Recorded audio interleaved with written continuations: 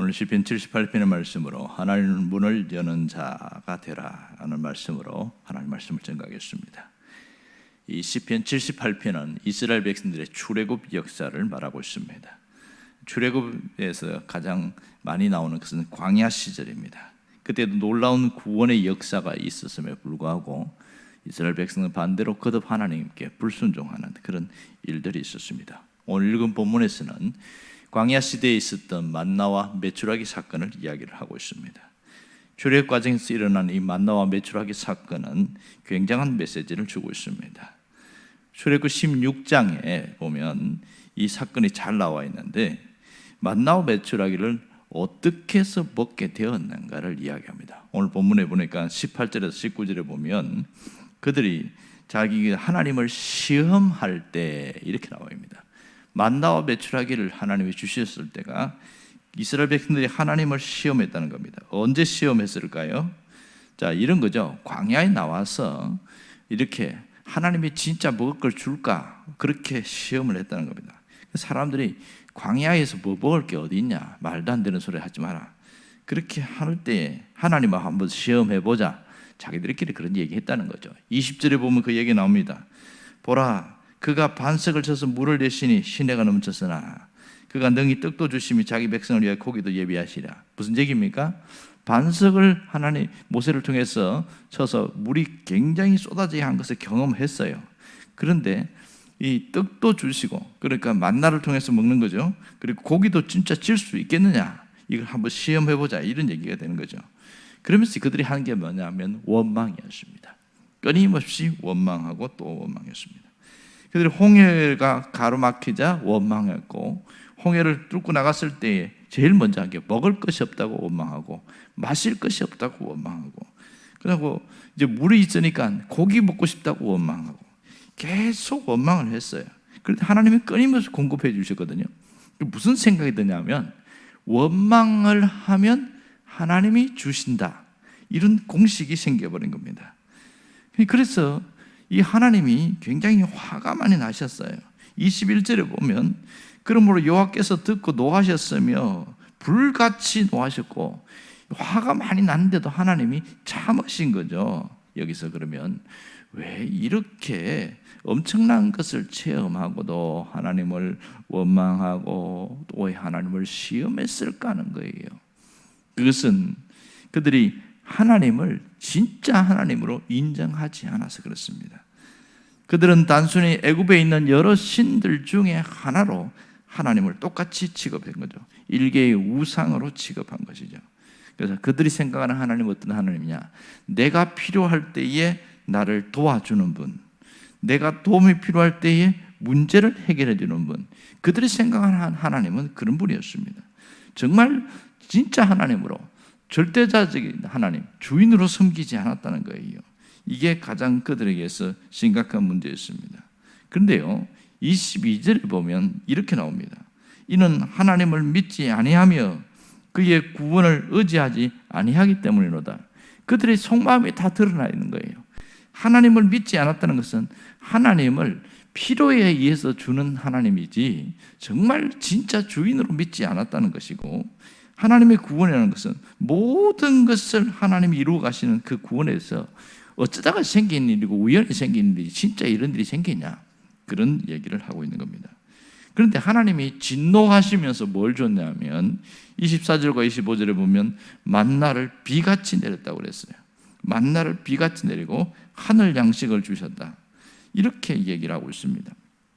그러니 그냥 내린 게 아니라 비같이 내렸으니 얼마나 많이 내렸겠냐는 거예요. 그리고 또 26절에서 27절에 보면 동풍을 불어서 고기를 주시는데 얼마나 많이 주냐면 막 쌓이도록, 바다의 모래처럼 쌓이도록 이렇게 주셨다, 이렇게 말합니다. 실제로 이 사건이 민수기 11장에 나오는데 하나님이 동풍, 동쪽에 바람을 불어서 메추라기를 쌓게 하는데 얼마나 쌓였냐면 약 90cm 정도 쌓였다는 거예요. 그러면 길이가 얼마큼 되냐? 40km가 될 만큼 그렇게 쌓였다, 이렇게 나와 있습니다. 그러니까 보통 40km라는 것은 성인 남자가 하루를 걸을 길이에요. 하루를 걷는 동안만큼 이렇게 쌓이도록 주었다, 그렇게 이야기합니다. 하나님은 화가 많이 나셨는데도 만나도 주시고 메추라기도 주시고 이렇게 하신 이유가 뭐냐? 가끔 이해가 안 됩니다. 그것은 하나님이 선택했고 하나님이 구원한 백성이기 때문에 그렇습니다. 하나님이 원하시는 것은 하나님이 누구신지를 알라, 이거죠. 하나님이 누구신지를 알아는 겁니다. 끊임없이 이야기하는 것이 하나님이 어떤 분인지를 알기를 원하신 것이에요. 그래서 원망을 해도 자기 백성을 끝까지 사랑하신 하나님이시고, 또 시험을 해도 자기 백성을 끝까지 책임지시는 하나님임을 알았던 거죠. 하나님의 자녀들을 책임지신다, 이것을 분명하게 얘기를 하고 있습니다. 23절에 보면 그러나 그가 위의 궁창을 명령하여 하늘 문을 여시고 그랬어요. 하나님이 하늘 문을 여셨다는 게 중요합니다. 우리를 책임지시기 위하여 하늘 문을 여셨다는 겁니다. 이것은 일방적인 것입니다. 이스라엘 백성들이 뭔가 잘난 구석이 있어서가 아니고 하나님의 일방적인 전적인 하나님의 역사입니다. 하나님이 그들을 책임지기 위해서, 그들의 필요를 채워주기 위해서 하늘 문을 여시는 하나님, 이것을 잊지 말라는 것이죠. 오늘 여기 반복되는 단어가 계속 있습니다. 24절에 보면 먹이시며, 또 25절에도 먹었으며 라고요. 24절에도 주셨나니, 25절에 보면 주셨도다, 29절도 주셨도다 이럽니다. 27절에 보면 내리시고 또 내리셨도다. 계속 뭔가 먹이고 주시고 내리시고 뭐 이런 얘기를 반복하고 있습니다. 결국 하나님은 어떤 분인지를 계속 강조하고 있습니다. 하늘 문을 여시고 끊임없이 우리를 이끌어 가시고 책임지시는 분인 거죠. 우리에게 요구하는 게 뭘까요? 그것은 하나님이 어떤 분인지를 알고 바른 신앙 고백을 하기를 원하고 있는 것이죠. 오늘도 하늘 문을 여시는 하나님을 잊지 말라는 것이죠. 복의 문을 여시는 하나님을 잊지 말라는 겁니다. 그 은혜를 붙들고 살아가는 사람이 성숙한 신앙입니다. 자, 그러면 이스라엘 백성들과 우리와의 갭이 있습니다. 그들은 구약 시대에 살았고 우리는 신약 시대에 살고 있습니다. 그들은 신앙이 어려서 원망하고 불평하고 시험해도 하나님이 끊임없이 그들을 책임지셨어요. 그런데 신약 시대를 살고 있는 신앙인들은 그들하고 수준 자체가 다릅니다. 그러니 그들과 똑같이 행동했다가는 큰 코 다치는 일들이 생기게 되어집니다. 정말 우리는 여기서 깊이 생각할 것은 한 해를 시작하면서 우리가 하나님에 대해서 어떻게 하나님 우리를 이끌어 가실까를 깊이 생각해야 한다는 것이죠. 하나님은 우리 모두에게 복 주실 계획을 하고 계신다는 것을 잊지 말아야 됩니다. 그러므로 복 주실 계획을 하신다는 것은 복의 문을 열어놨다는 거죠. 문제는 그렇게 정말 잘 믿는 사람들이 그 중에 하나님 주시는 그 복의 문을 스스로 닫아버리는 사람이 있다는 것이 안타까운 일인 거죠. 아무리 하나님이 하늘 문을 열어놔도 문을 닫아버리면 그것은 나와 아무 상관없는 일이 되어지는 경우가 많습니다. 그러므로 우리가 하늘 문을 여는 자로 살아가야 합니다. 끊임없이 하늘 문이 열려있는 그런 삶을 살아가야 됩니다. 우리에게 뭔가 하나님이 주실 좋은 것들이 우리에게 나타날 때는 반드시 하늘 문이 먼저 열려야 한다는 것을 알아야 됩니다. 이것은 어려운 일이 아니에요. 하나님을 전적인 주인으로 섬기고 고백할 때 이것이 하늘 문이 열리는 첫 단계입니다. 내가 하나님이 내게 무슨 말씀을 하시는지 움직이겠다는 신앙 고백이 있는 사람이 하나님을 주인으로 모시는 것이라고 할 수 있습니다. 말은 하나님이 주인이라고 하지만 진짜는 하나님이 무슨 말씀하시든 내가 하겠다는 신앙적 결단이 있는 사람이 되겠지요. 그리고 또 하나는 우리 입술의 말이 대단히 중요합니다. 이스라엘 백성들이 했던 그 말들을 우리가 반대로 뒤집으면 되겠죠. 그들은 원망과 불평을 입버릇처럼 하고 살았고 늘 그것이 반복되었다면 우리는 뒤집어서 감사의 말을 하고 살아간다면 그 사람의 삶에는 하늘문이 열려있다는 것을 있지 않아야 합니다.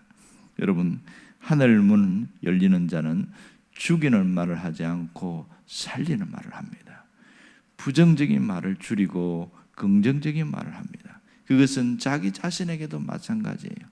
다른 사람을 향해서도 그렇고 나 자신을 향해도 그렇고, 내가 하늘 문을 열고 살아가는 사람은 어떤 안 좋은 말보다는 좋은 말을 하려고 하고 축복의 말을 하려고 하고, 이렇게 사람이 달라지게 되는 것이죠.